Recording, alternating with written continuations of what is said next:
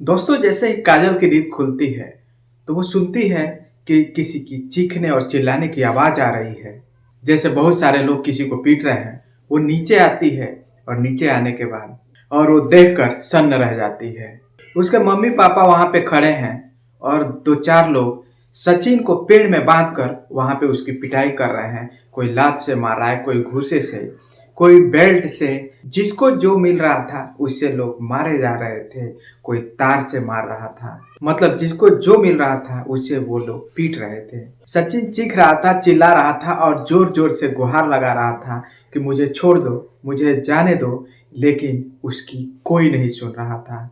ये मंजर देखते ही काजल दौड़े दौड़े नीचे आती है और सबके पैर पकड़ने लगती है और कहती है, भैया छोड़ दीजिए, फूफा जी छोड़ दीजिए, भैया इसको छोड़ दीजिए, आप लोग इसे क्यों मार रहे हैं। लेकिन कोई उसकी नहीं सुनता है। जब बिजली की तार से उसे मारते हैं तो सचिन बिलबिला उठता है और जोर जोर से चिल्लाने लगता है, मुझे छोड़ दो, मुझे जाने दो, अब ये चीज मुझे सहन नहीं होती। उसके बाद काजल दौड़कर अपने पापा के कमरे में जाती है और उनकी जो लाइसेंसी पिस्टल होती है वो लेकर आती है और लाने के बाद और जोर से चिल्लाती है और बोलती है, अगर किसी ने एक थप्पड़ भी सचिन को मारा तो मैं सबको शूट कर दूंगी।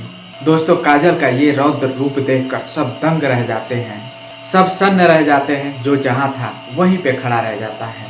उसके बाद काजल अपने माता पिता से बोलती है कि पिताजी, आपने जो कहा वो मैंने किया। आपने कहा सचिन को छोड़ दो तो मैंने सचिन को छोड़ दिया। आपने जिस लड़के से मेरी शादी तय कराई उससे मैं करने के लिए तैयार हूँ। मैंने हाँ भी भर दिया और उसके बाद जैसा आपने कहा वैसा हमने किया। उसके बाद भी आप लोग ऐसा क्यों कर रहे हैं? सचिन को आप लोग पेड़ से बांध कर मार रहे हैं।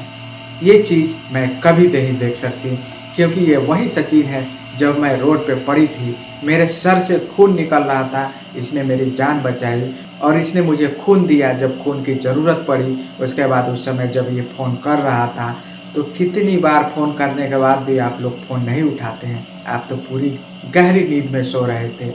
इतना कहने के बाद, जब ये बात इतना सुनने के बाद उसके माता पिता भी शांत हो जाते हैं। दोस्तों, क्या हुआ था काजल के साथ और कौन था सचिन और उसके माता पिता उसके साथ क्या चाहते थे, आज की इस वीडियो में हम पूरी कहानी को जानेंगे। तो वीडियो में आगे बढ़ने से पहले बस एक ही रिक्वेस्ट, वीडियो को लाइक कर दीजिए और चैनल पर नया है तो सब्सक्राइब कर लीजिए ताकि हमारा हौसला बढ़ता रहे। तो वीडियो को शुरू करते हैं। दोस्तों, उत्तर प्रदेश लखनऊ की कहानी है। एक काजल नाम की लड़की रहती थी। उसका ग्रेजुएशन कंप्लीट हो गया था। उसके पिता एक प्राइवेट कंपनी में जॉब करते थे। वहां पर वो इंजीनियर थे।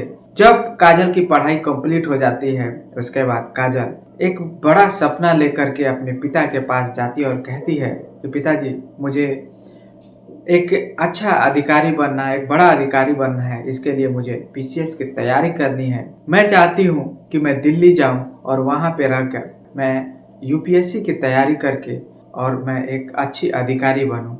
उसके पिता कहते हैं, ठीक है बेटी, कोई बात नहीं, लेकिन तुम मेरी इकलौती बेटी हो, मैं तुम्हें अपने से दूर नहीं भेज सकता। बाकी तुम्हें जो चाहिए वो करो, मैं उसके लिए मैं मना नहीं किया हूँ। क्योंकि दोस्तों, जो काजल थी वो उस अपने माता पिता की इकलौती बेटी थी, लाडली बेटी थी। इसलिए वो नहीं चाहते थे कि ये दूर जाकर पढ़ाई करे और ये हमसे दूर रहे। इसलिए उसके पिता कहते हैं कि यही देखकर कोई तैयारी करो और उसके बाद तुम एग्ज़ाम देना। उसके बाद जो काजल होती है फिर वो अपना मूड बदलती है और वो पीसीएस की तैयारी करने लगती है। पीसीएस की तैयारी करने के लिए वो प्रयागराज जाती है, यानी कि यूपी पीसीएस की वो तैयारी करती है। दोस्तों, काजल वहाँ पढ़ाई करती है, कोचिंग ज्वाइन कर लेती है और उसके बाद रोज वो पढ़ाई कर रही थी। लेकिन धीरे धीरे कुछ समय बीतता है, कुछ समय गुजरता है और उसकी दोस्ती कुछ नशेड़ी लड़कियों से हो जाती है। उसकी दोस्ती कुछ ऐसे लड़कों से हो जाती है जिसे कि वो नशे की आदी हो जाती है। क्योंकि दोस्तों, आपको पता है, जब किसी को आवश्यकता से अधिक पैसे मिलने लगते हैं तो उसके पांव अलग रास्ते पे जाने लगते हैं। ठीक ऐसा ही होता है काजल के साथ। उसके भी ऐसे दोस्त बन गए थे जिसकी वजह से उसके जो पैर थे वो गलत रास्ते पे चले जाते हैं और वो नशे की आदी हो जाती है। वो नशा करने लगती है। वो चरस, गांजा, अफीम, ये सारी नशाएं उसके अंदर जो है पनप जाता है और जो उसके साथ थे उसको नशेड़ी बना दिए थे। ऐसे एक दिन काजल पार्टी करके अपने दोस्तों के घर से वापस आ रही थी। सब अपने अपने घर चले जाते हैं और काजल भी अपने घर आ रही थी। उसके बाद जब काजल रास्ते में आ रही थी तो उसके पैर भी लड़खड़ा रहे थे क्योंकि उसने ज्यादा नशा कर लिया था। और उसी के दौरान एक तेज बाइक वाला आता है और काजल को टक्कर मार देता है। जब काजल को टक्कर लगता है उसके बाद जाकर गिरती है रोड पे तो उसे डिवाइडर से उसका सर फूट जाता है और वहां पे उसका खून बहने लगता है। उसी समय एक रिक्शा वाला होता है जिसका नाम होता है सचिन। वो रिक्शा वाला उसको देखता है। देखने के बाद उसके पास जाता है। पास जाने के बाद उसे उठाने की कोशिश करता है लेकिन देखता है कि ये तो बेहोश हो चुकी है और इसके सिर से काफी ब्लड निकल रहा है। फिर वो उसे उठाने की कोशिश करता है लेकिन फिर उसके दिमाग में आता है कि अगर मैं इसे उठाऊंगा, अगर पुलिस वाले आते हैं तो पता नहीं क्या होगा, कहीं ये ब्लेम मुझ पे लग जाए। बहुत सारी चीजें सोचता है। उसके बाद जो लड़की थी काजल वो कहती है, वो थोड़े बहुत होश में थी तो जब वो उठा रहा था तो कहती है कि भैया मैं अपने माता पिता की इकलौती बेटी हूँ, अगर मुझे कुछ हो गया तो मेरे माता पिता का क्या होगा, मुझे किसी तरह बचा लो। ये बात सुनकर वो कोशिश करता है लेकिन जब उसके दिमाग में ये बात आता है कि अगर पुलिस आएगी हमें पूछताछ करेगी, ये कैसे हुआ और हम भी यहाँ पे पढ़ाई करने आए हैं। क्योंकि दोस्तों जो सचिन था वो यूपी मेरठ का रहने वाला था। वो गरीब परिवार से था। उसके पिताजी मजदूरी करते थे लेकिन उसका सपना था कि एक बड़ा अधिकारी बनूं। तो वो भी प्रयागराज में जाकर तैयारी करता था और पार्ट टाइम में रिक्शा चलाता था। वो जब इस घटना को देखता है अपनी नजरिए से तो उसे छोड़कर जाने लगता है। कुछ दूर जब पहुंचता है तो उसके दिमाग में फिर उसकी आवाज़, जो उसकी जो बातें होती हैं वो घूमने लगती हैं कि मैं अपनी माता पिता की इकलौती बेटी हूँ, लाडली बेटी हूँ, अगर मुझे कुछ हो गया तो मेरे माता पिता का क्या होगा। ये बात सुनकर फिर सचिन वहां से वापस आता है और उस लड़की को उठाता है और अपने रिक्शा में बैठाकर उसे हॉस्पिटल में एडमिट कराता है। वहां पे एडमिट कराने के बाद डॉक्टर उसका जो है इलाज करते हैं। जो उसके पास से मोबाइल फोन मिला था, उससे कहा जो पर्स मिला था, मोबाइल तो फूट चुका था लेकिन जो पर्स था उसमें वो नंबर ढूंढने की कोशिश करता है कि कोई इसके घर वाले का नंबर मिल जाए, किसी से बात हो जाए, कोई इसका रिश्तेदार मिल जाए जिससे कि मैं उनको बुला दूं, बता दूं और मैं यहाँ से चला जाऊं, क्योंकि वहाँ से उसकी जिम्मेदारी खत्म हो जाती। लेकिन दोस्तों उसमें एक नंबर मिलता है, उस पर फ़ोन लगाता है। जितनी बार फ़ोन लगाता है वो स्विच ऑफ जाता है, फ़ोन नहीं लगता है। फिर कुछ देर बाद डॉक्टर आता है और कहता है सचिन से कि ब्लड काफ़ी निकल चुका है और आप एक बोतल ब्लड की ज़रूरत पड़ेगी, आप इसे खरीद कर लाइए। तो जब सचिन होता है उसके पास पैसे तो थे नहीं। वो कहता है कि ऐसा कीजिए, आप हमारा ब्लड ले लीजिए एक बोतल। और उसके बाद उसे ब्लड बैंक जा कर के अपना ब्लड देता है और उससे मिलता जुलता जो काजल थी उसका ग्रुप से मिलता जुलता ब्लड वहाँ से उसको एक बोतल मिलता है। फिर वो ब्लड जो है काजल को चढ़ता है। फिर धीरे धीरे उसको आराम होता है, धीरे धीरे वो ठीक होने लगती है। पहले से उसको काफ़ी राहत मिल जाता है। दोस्तों उसके बाद भी सचिन उस बार बार फ़ोन लगाता है तो एक बार नंबर पे फ़ोन लग जाता है तो उसके पिताजी उठाते हैं। लेकिन सचिन को नहीं पता था। वो कहता है कि देखिए एक लड़की थी जिसका नाम तो नहीं पता, वो एक रोड पे पड़ी हुई थी, ऐसे ऐसे उसके साथ हुआ है, काफ़ी ब्लड निकल चुका है, अभी तक वो होश में नहीं आई है। वो पूरी कहानी को बताता है। बताने के बाद वो वहाँ का एड्रेस बताता है कि फलाना हॉस्पिटल में फलाना जगह फलाना वार्ड पे आप आ कर के उससे मिल सकते हैं। उसके बाद जो काजल के पिताजी होते हैं, उसके माता होते हैं, आगरा से भागे भागे वो लोग आते हैं प्रयागराज और वहाँ पे उस हॉस्पिटल में जाते हैं। जाने के बाद जब खबर सचिन उन लोगों को दे दिया था तो फिर वहाँ से वो चला जाता है। फिर उसके पिताजी आते हैं, उसका जो भी ट्रीटमेंट होता है, जो इलाज होता है, जो भी खर्चे लगते हैं वो उनको देकर कराते हैं। और धीरे धीरे जब उसको आराम होता है तो काजल को वहाँ से डॉक्टर डिस्चार्ज कर देता है। डिस्चार्ज करने के बाद उसके पिताजी उसको लेकर अपने घर चले जाते हैं। 2-3 महीना वहाँ पे रहती है। रहने के बाद जब वो पूरी तरह से ठीक हो जाती है तो फिर उसके पिताजी उसको तैयारी करने के लिए प्रयागराज भेज देते हैं। फिर वो पढ़ाई करने के लिए चली आती है। एक दिन वो पढ़ाई करके जा रही थी तो जो सचिन था वो रिक्शा लगाकर खड़ा था। वो उसको देखता है तो वो पहचान जाता है, क्योंकि जो लड़की थी काजल वो तो उसको नहीं पहचानती थी, क्योंकि उसने उसका चेहरा देखा ही नहीं था। लेकिन सचिन उसको पहचान जाता है और पहचानने के बाद जाकर पूछता है कि मैडम अब आपकी तबीयत कैसी है। तो जो काजल होती है वो कहती है आप कौन हैं और आप क्यों पूछ रहे हैं, आपसे क्या मतलब है। जब ऐसी बातें करती है तो सचिन उस समय बताता है कि आपका एक्सीडेंट हुआ था, जब आप रोड पे पड़ी हुई थी, आपके सिर से ब्लड निकल रहा था, मैं ही वो लड़का हूँ जो आपको हॉस्पिटल पहुँचाया था। उस समय ब्लड की ज़रूरत थी, मैं ही आपको ब्लड दिया था, तब आपकी जान बची थी। उसके बाद जो काजल होती है वो शर्मिंदा हो जाती है और उससे माफ़ी मांगती है और बोलती है कि मैं आपको कब से ढूंढ रही हूँ, क्योंकि मैं उस समय देख नहीं पाई थी, मैं नहीं पहचानती थी। उसके बाद आप आज मुझे मिले। उसके बाद दोनों जाते हैं किनारे बैठ करके बातें करते हैं। सचिन अपने बारे में पूरी कहानी बताता है, काजल अपने बारे में पूरी कहानी बताती है। दोस्तों दोनों का बातचीत होता है और धीरे धीरे बातों बातों के दौरान दोनों दोस्त बन जाते हैं और नंबर का आदान प्रदान भी हो जाता है।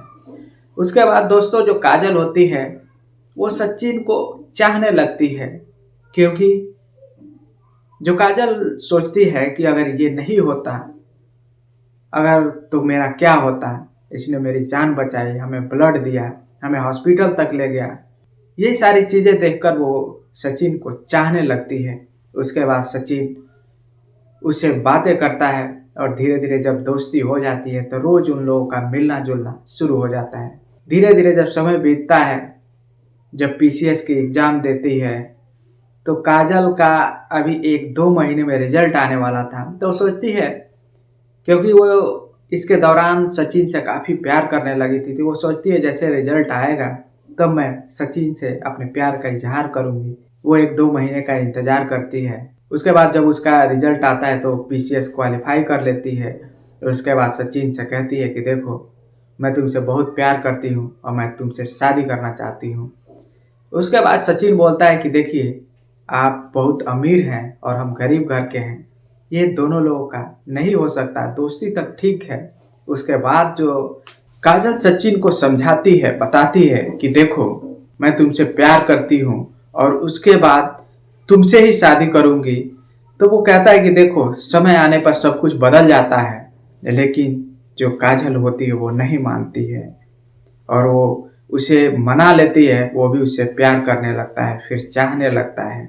और उसके बाद जब उसका पीसीएस का एग्ज़ाम क्वालिफाई कर लेती है, उसके बाद वो एसडीएम बन जाती है और अपने घर जाती है। घर जाने के बाद अपने माता पिता को बताती है। उसके बाद वो लोग भी खुश होते हैं।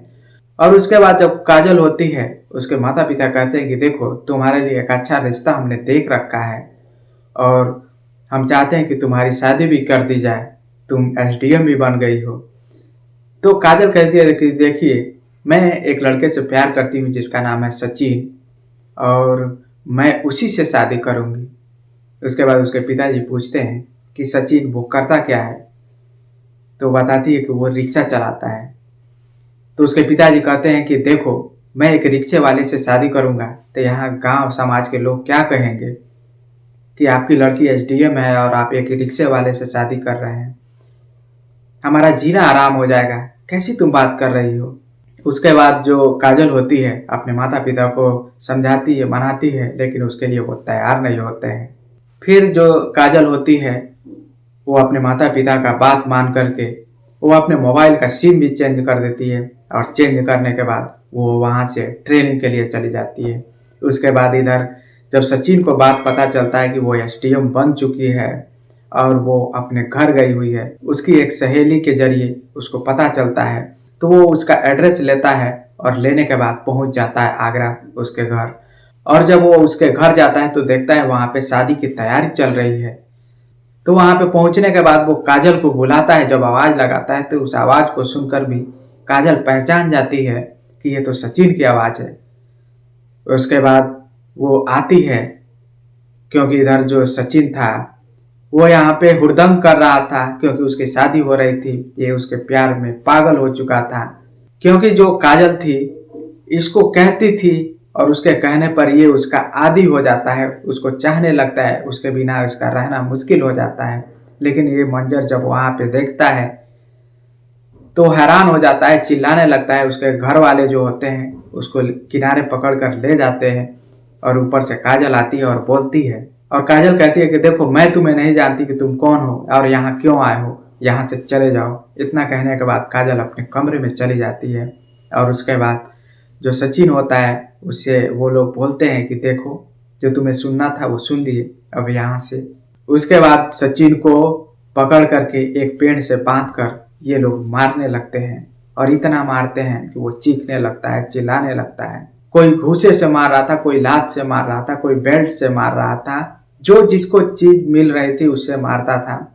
एक तो केबल लेकर आता है, जो बिजली का केबल होता है उससे मारना शुरू करता है। जब उससे मारता है तो सचिन बिलबिला उठता है और चिल्लाने लगता है, और जो काजल होती है उसको भद्दी भद्दी गालियां देने लगता है।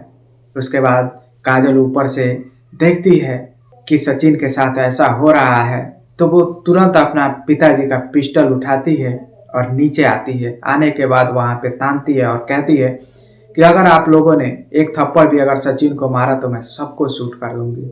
और अपने पिता से कहती है कि पिताजी जैसा आपने कहा वैसा मैंने किया।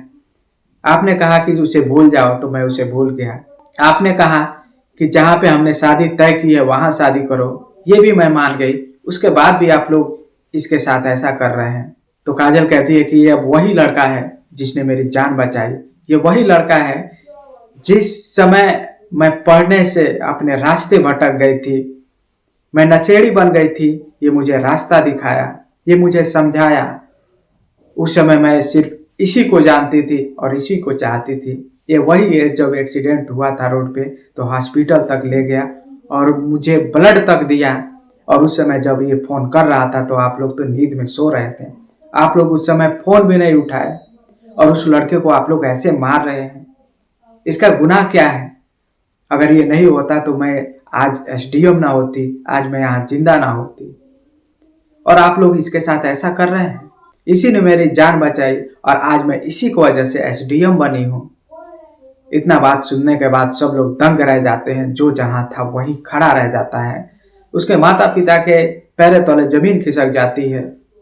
उसके बाद काजल कहती है कि देखिए यही वो लड़का है और मैं इसी मंडप में मैं सचिन से ही शादी करूंगी, इसके अलावा मैं किसी से शादी नहीं करूंगी। उसके बाद वहां पे जो भी लोग थे यानी कि उसके माता पिता भी उसके आगे घुटने टेक देते हैं और फिर उसकी बात मानते हैं, और सचिन और काजल की उसी मंडप में शादी कराई जाती है। उसके बाद सचिन और काजल एक साथ रहने लगते हैं और अपनी अच्छी से अच्छी जिंदगी व्यतीत करते हैं। तो दोस्तों आप क्या कहना चाहेंगे काजल के बारे में? तो दोस्तों आप क्या कहना चाहेंगे उस सचिन के बारे में जिसने उसकी जान बचाई और उसको वहां तक पहुंचाया? दोस्तों क्या कहना चाहेंगे उसके घर वालों के बारे में? कमेंट बॉक्स में जरूर बताइए। दोस्तों इस कहानी को सुनाने का मकसद आपके भावनाओं को ठेस पहुंचाना नहीं, आपका दिल दुखाना नहीं, बल्कि आपको जागरूक करना है, आपको सचेत करना है कि अगर आप किसी के साथ कुछ गलत करते हैं तो उसके बारे में पहले पूरी तरह से जानिए। तो दोस्तों आज के वीडियो में इतना ही, मिलते हैं नए वीडियो में। धन्यवाद, जय हिंद।